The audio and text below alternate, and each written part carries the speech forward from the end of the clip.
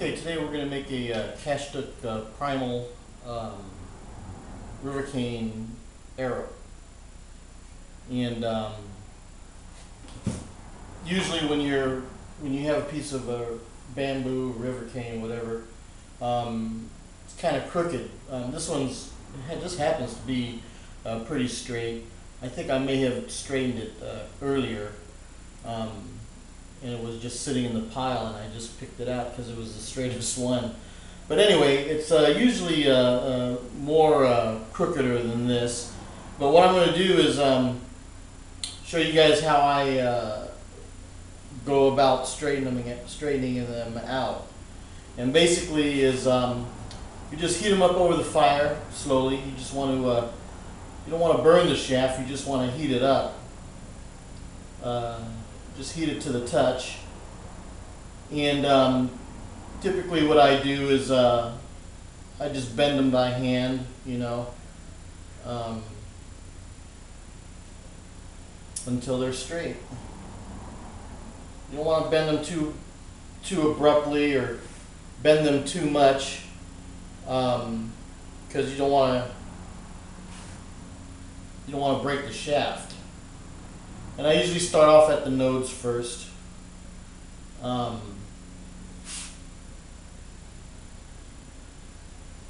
Get those straightened out. Oh, and then I have this arrow straightening tool that I made. It's got some holes in here when I'm making shafts out of wood. It's just a sizer. It gives you the size of the shaft that you're looking for while you're trimming it down. And then this thing just slips over and gives you a little bit more leverage to bend and straighten the shaft. So it's really a convenient tool to have. I just made this out of a piece of hickory. Okay, so we're back to heating this up.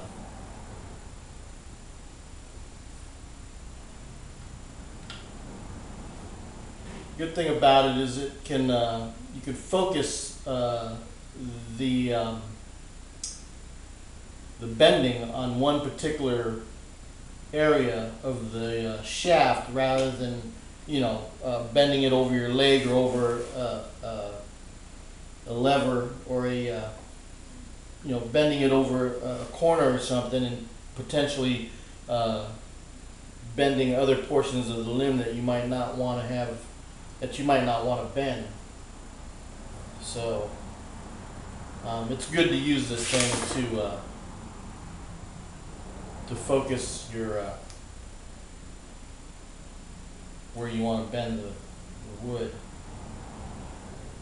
Okay, so this thing looks to be pretty straight. As we go through the process here, we're always going to be looking down the shaft and fine-tuning the straightness of the shaft. So I just want to get close right now, and so I can work it better.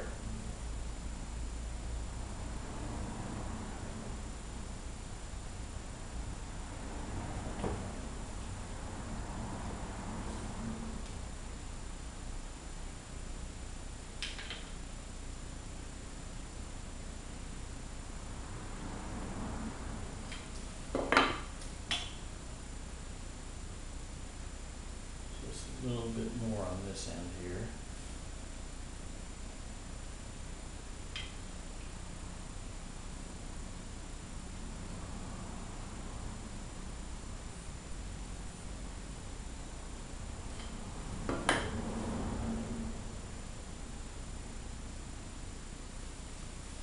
It's pretty straight.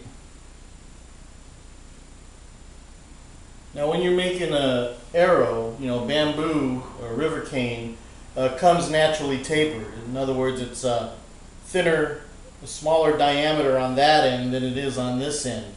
This is the larger end, so this is the end that we're going to put the point on.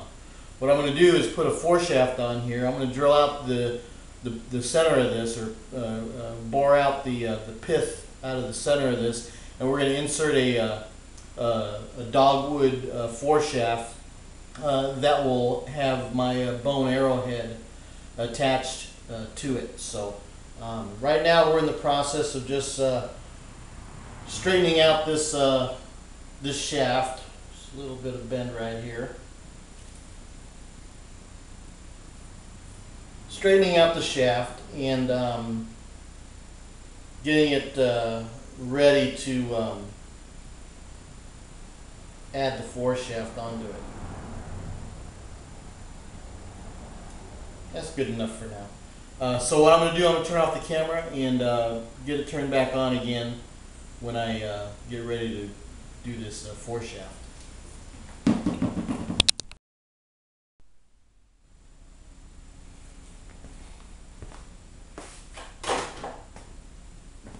Okay, before we drill out this hole here, what I'm going to do, these nodes, you know, you could notice that there's little protrusions and little twigs and stuff hanging off the ends of these, and I usually take those off before I start straightening the shaft, but this time I forgot to do that. But now we're going to just file these nodes down.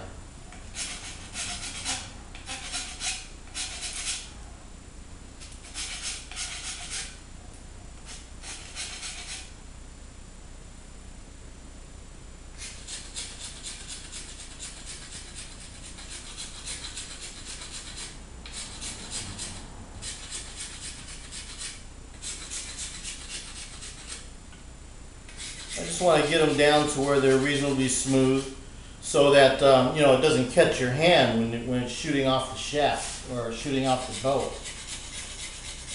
You don't want to have any chance of you getting especially a bamboo splinter in your hand. And you know, just file them down so they're reasonably level or smoothed down against the shaft.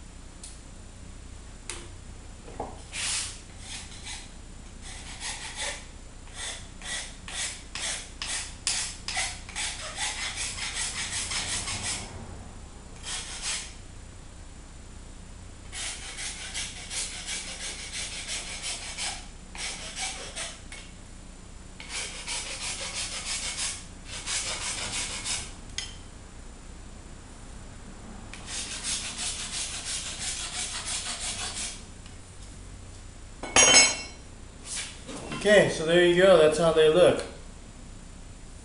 Sometimes if you buy store-bought shafts, they grind these down so that, you know, they're perfectly smoothed down to the shaft, and you can hardly tell that they're there. I kind of like the way they look, so I don't spend too much time grinding them down, you know, to make it perfectly straight with the shaft. I just grind down the protruding parts, and then I just usually paint them after I'm done. But anyway, so there you go. They're smoothed down now so they don't catch your hand while you're shooting the arrow.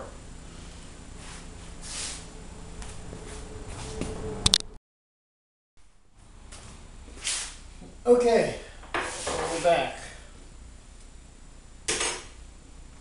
So what I'm going to do now, I just have this little piece of metal here that I sharpened on both sides and made kind of like a drill out of it. What I'm going to do now, I'm just going to scoop out the pith and drill it out, probably down to about, I don't know, 1.5 inches or so, maybe 2 inches. You don't want to go too far in because the foreshaft, the stem of the foreshaft can be quite thin, and if it's too long, then it becomes a little bit unstable. You hit something hard, then the foreshaft stem will break inside the shaft while the foreshaft just breaks right off of it. So if you make it a little bit shorter, tends to be stronger, and you know, the better chances that once you hit something, the foreshaft will come out and remain intact while saving your main shaft from being broken, which is the whole idea of having a foreshaft. Anyway, so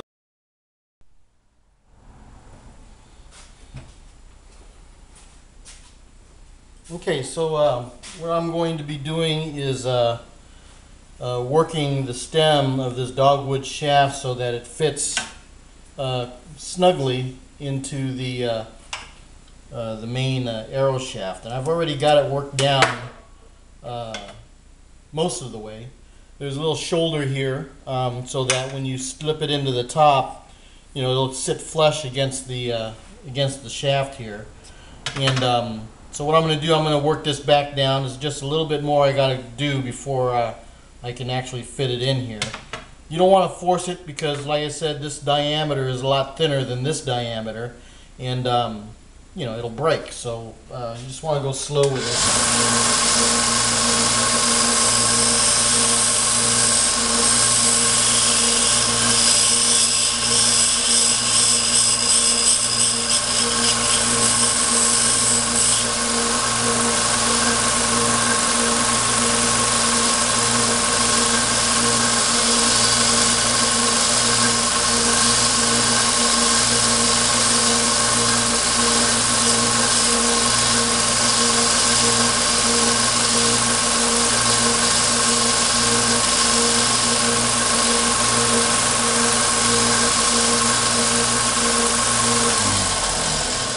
Alright, so there you go. Slips right in. It stops at the shoulder, and it's reasonably straight and true. I gotta straighten out this shaft a little bit over here, but this part of it at least is spinning true. So what we're going to do now with this foreshaft is I'm going to cut the slot for the bone arrowhead, and then I'm going to taper it down to a point to transition into the arrow point. Okay, so we're going to do that next.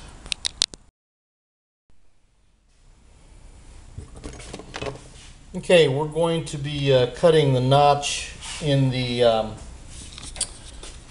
foreshaft here to accept the bone arrowhead. And the way I do that, I drill I cut in on the bandsaw a pilot notch to help me guide the hacksaw blades down. You could see here that I was a little bit off, and I'm not exactly center of the foreshaft, but what I'll do, I'll just scooch over a little bit and make it center.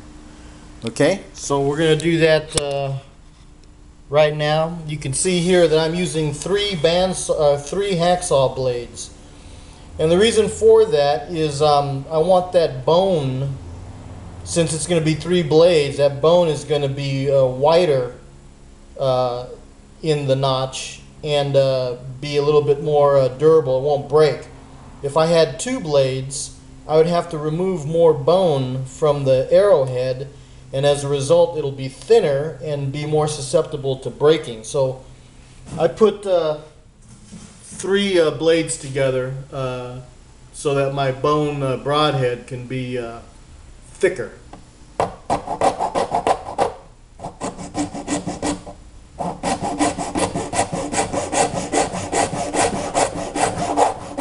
It's a lot easier to cut through once you have that first slot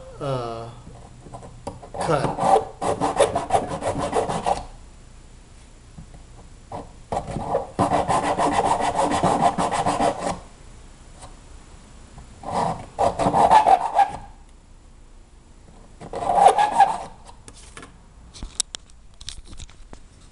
can see now it's more centered.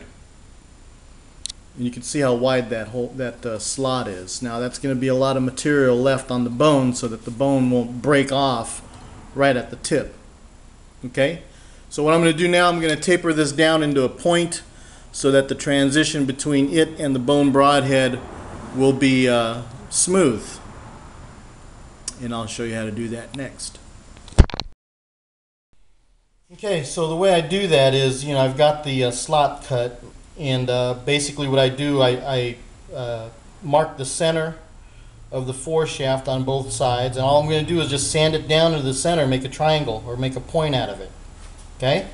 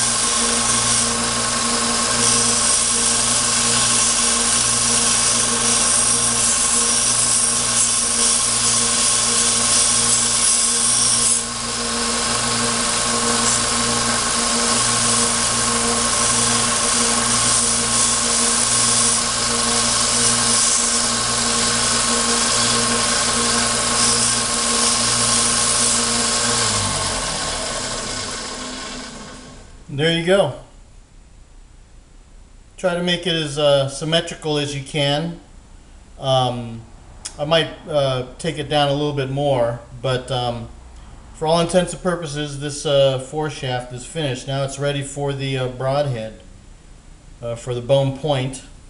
And you can see that it's kind of thick, and you can always take a knife or a scraper or something and scrape it down so that it's a smaller diameter. But I'm going to leave it like this because I'm going to do something with this arrow that I've never done before, and we'll just have to wait till we're done with this video to find out. Okay, so so there you go. That's the foreshaft pretty much done.